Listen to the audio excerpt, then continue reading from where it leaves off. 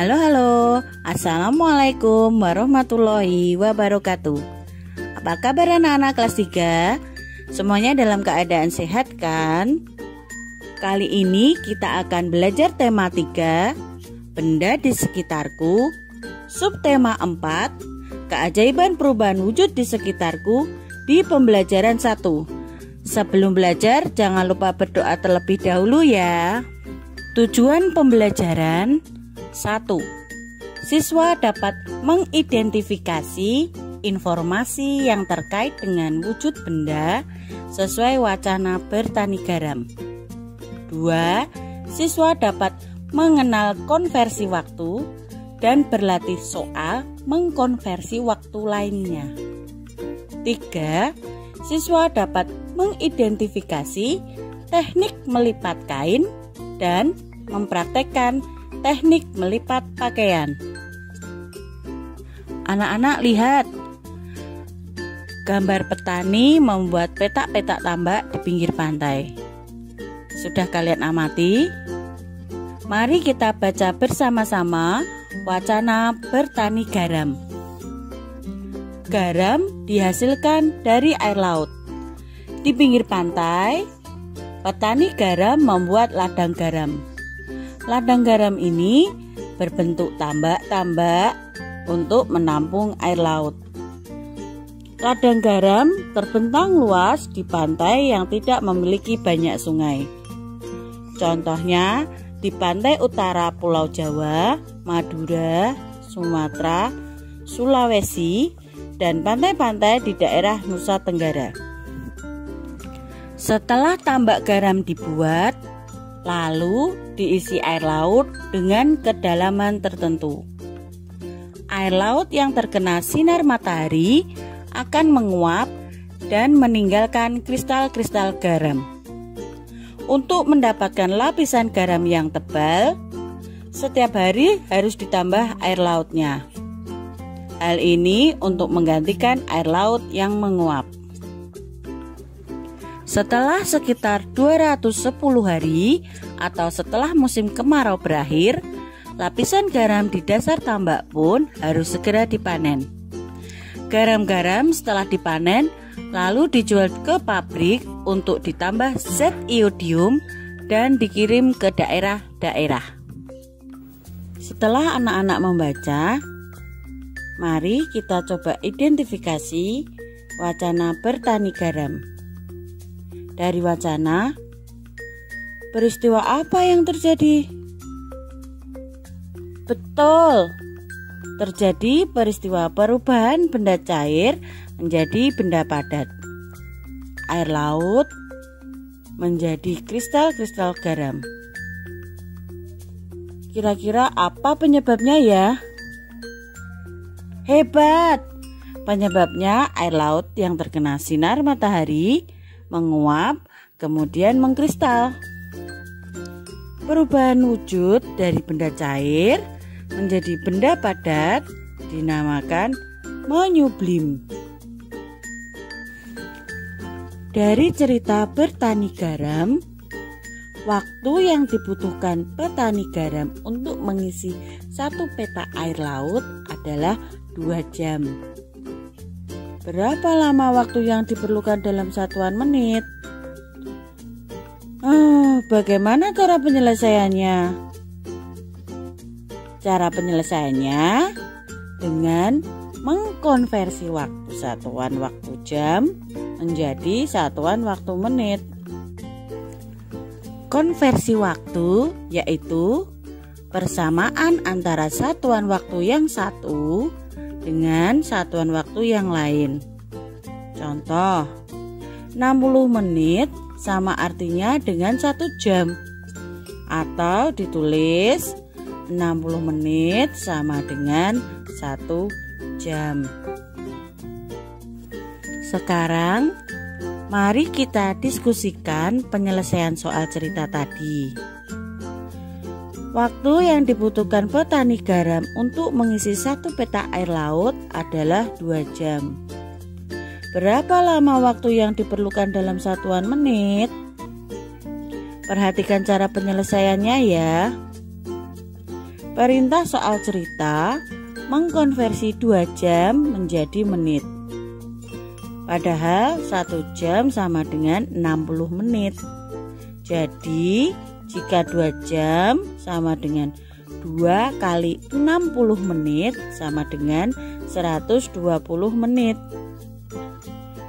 Jadi lama yang diperlukan untuk mengisi peta adalah 120 menit.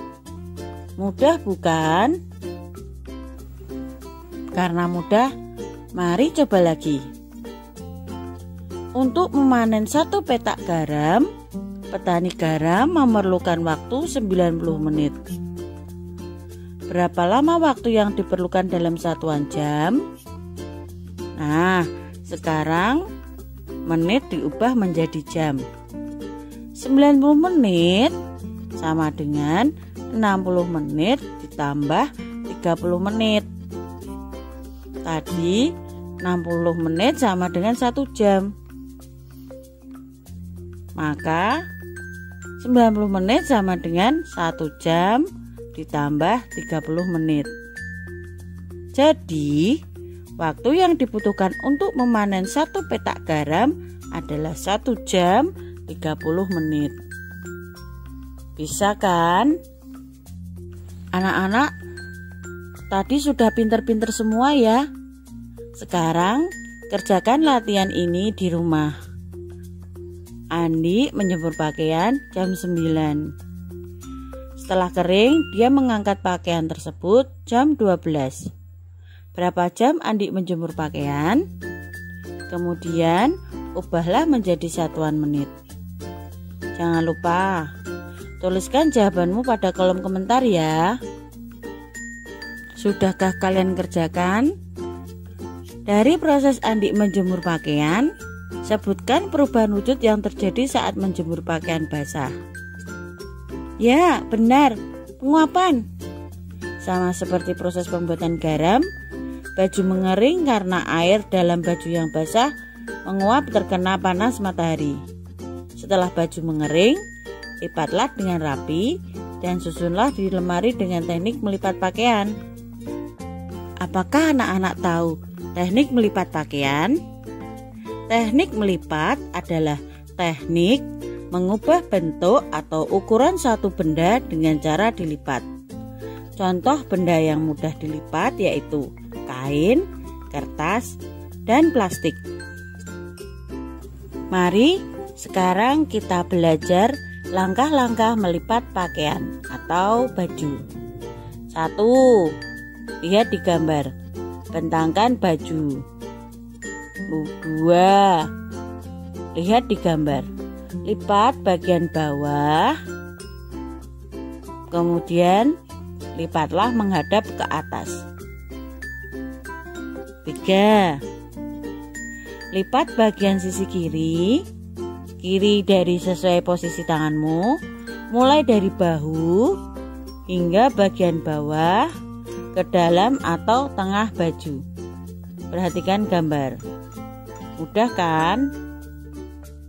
Langkah selanjutnya, keempat, ulangi langkah ketiga tadi untuk bagian sisi kanan baju.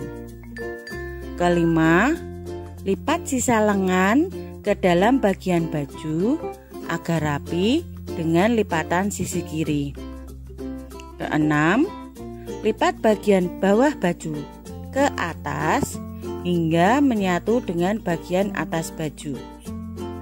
7. Baju sudah rapi terlipat. Anak-anak, melalui kegiatan melipat, maka kalian dapat 1. Melatih ketangkasan jari, koordinasi mata, dan tangan. 2. Mengasah otak dan mengenal bentuk. 3. Melatih kesabaran. Keempat, berperilaku kreatif. Sekarang, cobalah praktekkan di rumah bersama orang tuamu ya. Anak-anak, mari kita simpulkan bersama-sama pembelajaran kali ini. Iya, yang pertama, dapat mengidentifikasi informasi dari wacana perubahan wujud, yaitu peristiwa menyublim dan menguap. 2. Mengenal konversi waktu dan berlatih soal mengkonversi waktu lainnya. 3. Dapat mengidentifikasi teknik melipat kain dan mempraktikkan langkah-langkah teknik melipat baju serta mengetahui manfaat dari kegiatan melipat. Bagaimana menurutmu? Asik bukan? Terima kasih.